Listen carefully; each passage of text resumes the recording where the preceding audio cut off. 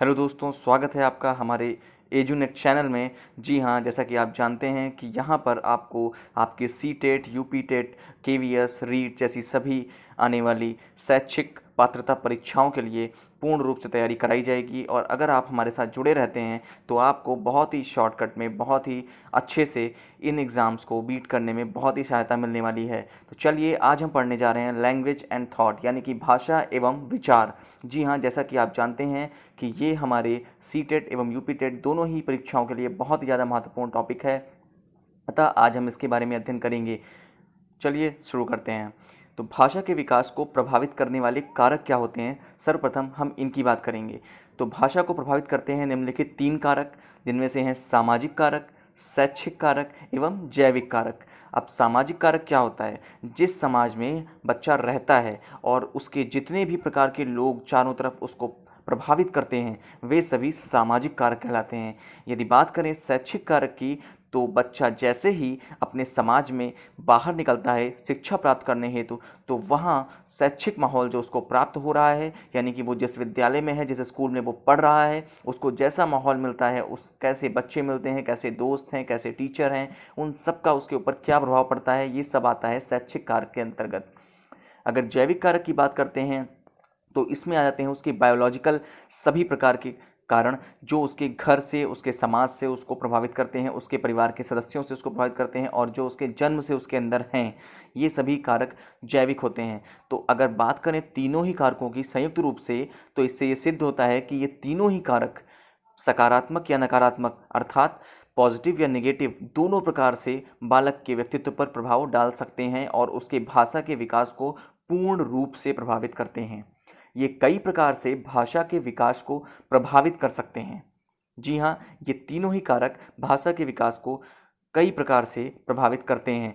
अब ये भी हो सकता है कि ये उसका कोई नकारात्मक प्रभाव उसकी भाषा के विकास पे पड़े, वो कुछ गलत चीज़ें सीख ले, और ये भी हो सकता है कि उसके ऊपर कोई सकारात्मक प्रभाव पड़े तो वो कुछ अच्छी चीज़ें सीख लगे। जैसा कि आप जानते हैं कि बच्चे के सामने यदि आप कोई भी गलत वर्ड यूज़ करते हैं, किसी को गाली देते हैं या कोई गलत बात करते हैं, तो वो उसको भी सीख लेता है, और यदि आप उसको अच्छे आदर सत्कार करना सिखाते हैं तो वो भी जल्दी ही सीख लेता है। तो यदि आप आदर सत्कार की बात करते हैं तो वो एक तरीके का पॉजिटिव प्रभाव हो गया, और अगर बात करते हैं उसके किसी भी गलत तरीके की बात करने का या किसी को गाली गलौज करने की, भाषा सीखने का, तो ये हो जाता है उसका एक निगेटिव इम्पैक्ट।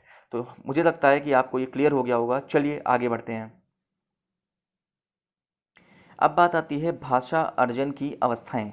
तो जी हाँ, जैसे ही हम भाषा विकास को पढ़ते हैं तो सर्वप्रथम हमको अध्ययन करना पड़ता है भाषा अर्जन की अवस्थाएं कौन कौन सी होती हैं, जिनको हम कहते हैं स्टेजेस ऑफ लैंग्वेज एक्विजिशन। जी हाँ, तो नंबर 1 पर आती है क्विंग स्टेज। क्विंग मीन्स होता है कुहकुहाना। जी हाँ, आप भी जानते हैं, जब छोटा बच्चा होता है जो कि 6 हफ्तों का होता है, लिखा हुआ है 6 वीक्स, तो जो 6 हफ्ते का बच्चा होता है वो मात्र 6 हफ्ते में कुहकुहाना, धीरे धीरे बोलना सीख पाता है, अपने मुंह से तरह तरह की आवाज़ें निकालता है। इसी को कहते हैं क्विंग स्टेज। आप इसको याद कर सकते हैं किसी भी चिड़िया या कौवे की आवाज़ से अटैच करके, रिलेट करके इसको अपने दिमाग में बिठा सकते हैं। सबसे ज़रूरी आपके लिए यही है कि आप अपनी परीक्षाओं के लिए तैयारी करते वक्त चीज़ों को अपनी लाइफ से रिलेट करना सीखिए। अगर आप इसको जल्दी ही रिलेट करना सीख जाएंगे तो अच्छा होगा कि आप चीज़ों को ऑब्जर्व करने लगेंगे, उनको एनालाइज करने लगेंगे। जितना ज़्यादा आपकी अच्छी ऑब्जर्वेशन होगी, उतना ज़्यादा आप चीज़ों को कैच करने लगेंगे, और आपको एक बार दोहराने पे ही चीज़ें रिवाइज हो जाएंगी बहुत ही आसानी से, आपके दिमाग में चीज़ें रुकने लगेंगी। तो नंबर 2 की बात आती है तो बैबलिंग। जैसा कि नाम से ही क्लियर है कि बैबलिंग, बैबलिंग मीन्स होता है बलबलाना। अब आप बैबलिंग भी दिमाग में रोक सकते हैं और बलबलाना भी। मैं आपसे कहना चाहूँगा कि अगर सीटेट की आप तैयारी कर रहे हैं तो आप ये इंग्लिश के वर्ड्स भी अपने दिमाग में कोशिश करिए, इनको याद रखें, क्योंकि कई बार ऐसा होता है कि हिंदी के वर्ड वहाँ पर बदल दिए जाते हैं, तो आपको वो वर्ड समझ में नहीं आते हैं और आप वो क्वेश्चन करने में असमर्थ होते हैं। लेकिन अगर आप देखें तो इंग्लिश में वर्ड्स कभी भी चेंज नहीं होते हैं और वो एक से ही रहते हैं, इसलिए अगर आपको इंग्लिश भी आती होगी तो आप क्वेश्चन पहचान लेंगे और जल्दी से आंसर टिक कर देंगे। तो बैबलिंग, ये जो कि 6 मंथ की अवस्था, यानी 6 महीनों की अवस्था में बच्चा बलबलाना शुरू कर देता है, जैसे दादा, नाना, मामा, एक जैसे शब्द जो होते हैं उनका उच्चारण वो करने लगता है। ये अवस्था होती है 6 महीने की अवस्था में। ठीक है, अगला आता है वन वर्ड स्टेज, यानी कि एक शाब्दिक अवस्था। इस अवस्था में बच्चा एक शब्द बोलना प्रारंभ कर देता है और उसकी उम्र होती है 1 साल, यानी 1 ईयर, 1 ईयर। तो 1 साल की अवस्था में बच्चा एक शब्द बोलना, उच्चारण करना उसका प्रारंभ कर देता है भली भांति, यानी वो एक एक शब्द करके बोलना धीरे धीरे सीखने लगता है।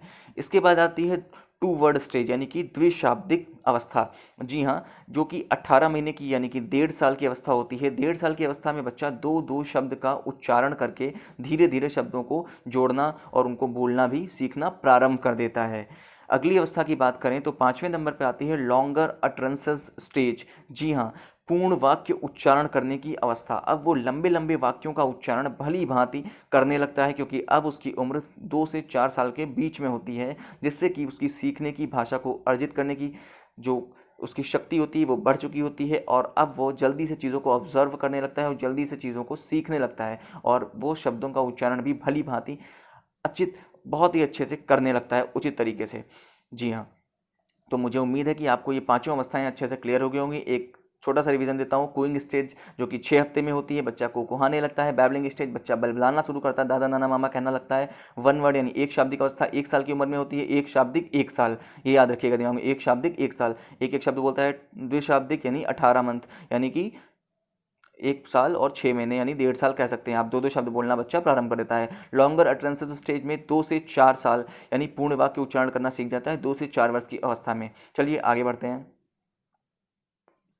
अब बात आ जाती है प्याजे और व्योगास्की की। दोनों ही बहुत ही महत्वपूर्ण है। यदि बात करते हैं सीटेट के पॉइंट ऑफ व्यू से, तो ये दोनों ही बहुत ही ज़्यादा पूछे जाते हैं, मिले जुले हैं, बहुत ही कंफ्यूजिंग है। बट आज मैं आपका यहाँ पे सारे डाउट क्लियर कर दूंगा, और उम्मीद है आगे आप इसमें कभी भी कंफ्यूज नहीं होंगे। मैं जितने फैक्ट बता रहा हूँ ये सभी सीटेट की परीक्षाओं में आए हुए हैं। इनको सिर्फ और सिर्फ आपको अपने दिमाग में रोकना है, और इन सभी चीज़ों का एक स्क्रीनशॉट लेकर रख लेना है, या फिर मैं पीडीएफ भी अवेलेबल करा दूंगा आपको। जी हाँ, तो ध्यान दीजिएगा, प्याजेन और व्यवस्की में क्या अंतर है और उन्होंने क्या क्या भाषा विकास के संबंध में अपने विचार दिए थे। प्याजे का कहना था कि पहले विचार आया है फिर भाषा आती है।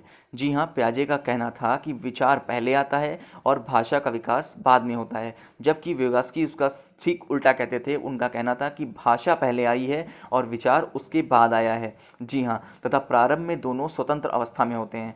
व्यवस्की का कहना था कि भाषा और विचार दोनों ही प्रारंभ में एक दूसरे से पूर्णतः स्वतंत्र होते हैं। यह प्रश्न आपको बहुत ही बार सीटेट और टेट दोनों में ही मिल चुका है, यहाँ तक कि केवीएस में भी आ चुका है कि यह वाक्य किसने कहा कि भाषा और विचार एक दूसरे से पूर्णतः स्वतंत्र अवस्था में होते हैं। यह कहा है व्यवस्की ने। तो आप समझ गए, पहले विचार फिर भाषा ये कहा है प्याजे ने, और पहले भाषा फिर विचार ये कहा है व्यवस्की ने। अगली बात पे आते हैं, तो प्याजे का कहना था कि एगोसेंट्रिक स्पीच, यानी ईगोसेंट्रिक स्पीच क्या है, अहम केंद्रित बातचीत को व्यर्थ बताया। किसने? प्याजे ने। प्याजे ने अहम केंद्रित बातचीत को बिल्कुल ही व्यर्थ बताया है। उन्होंने इस पर कोई भी इसको इंपॉर्टेंस नहीं दी है, जबकि व्यवस्की ने इसी का नाम चेंज करके इसको प्राइवेट स्पीच कहा है, जिसमें बच्चा आत्म केंद्रित वार्ता करता है, यानी खुद से ही बातचीत करता है। और व्यवस्की ने इसको बहुत ही महत्वपूर्ण बताया है भाषा के विकास के लिए। तो आप समझ सकते हैं, प्याजे ने ईगोसेंट्रिक स्पीच की बात करी, बट जहाँ पे भी प्राइवेट स्पीच वर्ड यूज होता है तो वहाँ पे आप समझ जाइएगा कि व्यवस्की की बात हो रही है। ये अपनी बात दिमाग में रोकिएगा और इसको रोकिएगा, क्योंकि ये बहुत ही इंपॉर्टेंट है, इसमें बहुत ही कंफ्यूजन रहती है। जैसे ही आप कॉपी बंद करेंगे, एग्जाम में क्वेश्चन सामने आएगा, आप कंफ्यूज हो जाएंगे। प्याजे और व्यवस्की, वहाँ पे दोनों ही ऑप्शंस आपको दिए गए होंगे। आगे आते हैं, तो इन्होंने, प्याजे ने कहा कि संज्ञानात्मक विकास भाषा से पूर्णतः स्वतंत्र होता है। जी हाँ, प्याजे ने कहा कि संज्ञानात्मक विकास जो भाषा का होता है वो भाषा से पूर्णतः स्वतंत्र होता है, जबकि व्यवस्की ने कहा कि भाषा को संज्ञानात्मक विकास हेतु आवश्यक बताया है। जी हाँ, इन्होंने कहा कि अगर आपको भाषा का संज्ञानात्मक विकास करना है तो भाषा उसके लिए अति आवश्यक है। जी हाँ, इन्होंने भाषा को बहुत ही ज़्यादा इंपॉर्टेंस दी है, क्योंकि प्याजे ने भाषा को इंपॉर्टेंस नहीं दी है, बल्कि व्यवस्की ने भाषा को इंपॉर्टेंस दी है। ये भी एक प्रश्न बनता है कि किसने, प्याजे और व्यवस्की में से किसने भाषा को और भाषा के विकास को सबसे ज़्यादा इंपॉर्टेंस दी है। तो व्यवस्की ने भाषा के विकास को इंपॉर्टेंस दी है, जबकि प्याजे ने इंपॉर्टेंस नहीं दी है। चलिए आगे बढ़ते हैं।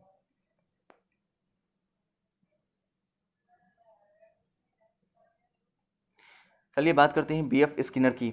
इन्होंने अपनी पुस्तक वर्बल बिहेवियर, जी हाँ, बीएफ स्किनर जो कि व्यवहारवाद से जाने जाते हैं, इन्होंने कहा अपनी पुस्तक वर्बल बिहेवियर में भाषा विकास की बात की है इन्होंने। जी हाँ, अगर बात आती है भाषा विकास की और व्यवहारवाद से जुड़ी हुई, तो आप सीधे समझ जाइएगा कि वर्बल बिहेवियर में भाषा विकास की बात की गई है, जो कि किसकी किताब है, बीएफ स्किनर की। इन्होंने भाषा का विकास व्यवहारवाद सिद्धांत के अंतर्गत पुनर्बलन के माध्यम से बताया है। जी हाँ, स्किनर साहब का कहना था कि भाषा का विकास व्यवहारवाद सिद्धांत के द्वारा पुनर्बलन के माध्यम से होता है, जिसको आप रीइंफोर्समेंट भी कहते हैं। यानी रीइंफोर्समेंट यानी बच्चे को पुनर्बलन देकर के उसको प्रोत्साहित करके भाषा का विकास बहुत तेजी से किया जा सकता है, यह व्यवहारवाद का मानना है। तो इससे दो प्रश्न आपके क्लियर होते हैं कि अगर व्यवहारवाद से पूछा जाता है कि भाषा का विकास कैसे होता है, किसने बताया, तो बीएफ स्किनर ने। बीएफ स्किनर कौन थे, व्यवहारवादी थे।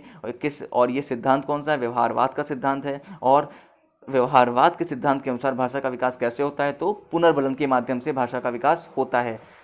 उम्मीद है आपको क्लियर हो चुका होगा। चलिए आगे बढ़ते हैं। नॉम चॉम्स्की, जो कि भाषा विकास के लिए बहुत ही ज़्यादा महत्वपूर्ण है और बहुत ही ज़्यादा इनके प्रश्न पूछे गए हैं। प्रत्येक परीक्षाओं में, जितनी भी शैक्षिक परीक्षाएं हैं, उन सभी परीक्षाओं में इसके प्रश्न जरूर बनते हैं। एक या दो प्रश्न, कभी कभी तो 4 से 5 प्रश्न भी चॉम्स्की से रिलेटेड पूछ दिए जाते हैं। आज मैं आपको इसके सारे डाउट्स क्लियर कर दूंगा कि आपको चॉम्स्की से कभी भी कोई भी कंफ्यूजन क्रिएट नहीं होगी। आप सिर्फ प्रश्न को देख कर ही टिक लगा देंगे सही ऑप्शन पर। तो चलिए स्टार्ट करते हैं। नॉम चॉम्स्की, जो कि आधुनिक भाषा शास्त्र के जनक कहे जाते हैं। जी हाँ, इनको मॉडर्न लिंग्विस्टिक फादर भी कहा जाता है। जी हाँ, ध्यान से रखिएगा कि मॉडर्न लिंग्विस्टिक फादर कौन है, तो वो है नॉम चॉम्स्की। जी हाँ, इनको आधुनिक भाषा शास्त्र का जनक भी कहा जाता है। और ये 3 चीज़ों के लिए जाने जाते हैं, लैड, यूजी एंड जीजी। जी हाँ, लैड है लैंग्वेज एक्विजिशन डिवाइस, यूजी है यूनिवर्सल ग्रामर एंड जीजी है जनरेटिव ग्रामर। अब हम डिटेल में बात करेंगे कि इन्होंने क्या चीज़ें बताई हुई हैं। तो नंबर 1 पर आता है भाषा अर्जन का सिद्धांत, जिसको आप इंग्लिश में बोल सकते हैं लैंग्वेज एक्विजिशन डिवाइस। जी हाँ, लैड भी बोला जाता है इसको, और आपको ये परीक्षाओं में अक्सर मिलता रहेगा लैड के बारे में प्रश्न, और बहुत ही इंपॉर्टेंट है। चॉम्स्की से सीधा सीधा प्रश्न पूछा जाता है। तो इन्होंने बताया कि भाषा एक जन्मजात गुण होती है जो कि बच्चे में उपस्थित होता है, और बच्चा स्वतः ही भाषा को अर्जित कर लेता है। जी हाँ, बच्चा स्वतः ही वातावरण से भाषा को अर्जित कर लेता है, अर्थात इनके अनुसार बच्चा प्राकृतिक रूप से स्वयं भाषा सीख लेता है। किसके द्वारा, जो उसके अंदर एक डिवाइस होती है लैड, लैंग्वेज एक्विजिशन डिवाइस, भाषा अर्जन करने वाली डिवाइस उसके अंदर होती है। उस यंत्र के माध्यम से वो भाषा को सीखने की क्षमता स्वयं में ही रखता है।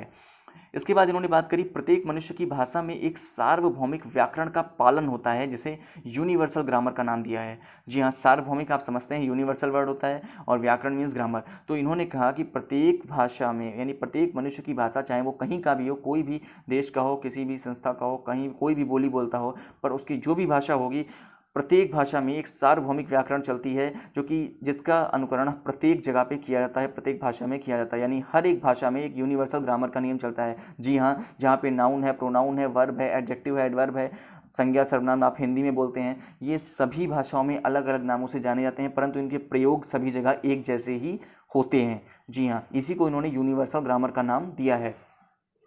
बच्चा भाषा एक स्ट्रक्चर में बोलता है, इन्होंने ये भी बताया। जी हाँ, बच्चे के पास बहुत से इनफाइनाइट डेटा उसको आप दे देते हैं, और वो उसको कलेक्ट करके एक स्ट्रक्चर, एक सीक्वेंस में लगाकर सही सही बोलने लगता है, जिसमें वे सीधे वाक्य को सुव्यवस्थित करना सीख जाता है। जी हाँ, बच्चा भाषा को एक स्ट्रक्चर में बोलता है, उसको आप बहुत सारा डेटा देते, बहुत सारे वर्ड्स दे देते हैं, और वो उन सबको व्यवस्थित करके एक सही सेंटेंस बोलना सीख जाते हैं। इसे ही उन्होंने जनरेटिव या फिर ट्रांसफॉर्मेटिव ग्रामर कहा है। जी हाँ, बहुत ही इंपॉर्टेंट है, इसको जीजी या फिर टीजीवी कहते हैं, जनरेटिव ग्रामर या फिर ट्रांसफॉर्मेटिव ग्रामर भी कहा जाता है।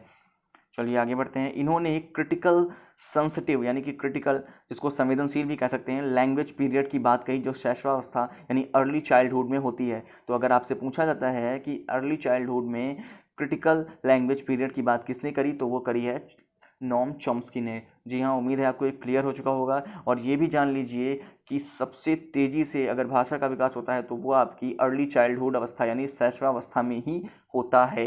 ये क्वेश्चन बहुत भी बार पूछा जा चुका है, इसलिए इसको अपने दिमाग में रखिएगा, प्रैक्टिस बार बार करिएगा।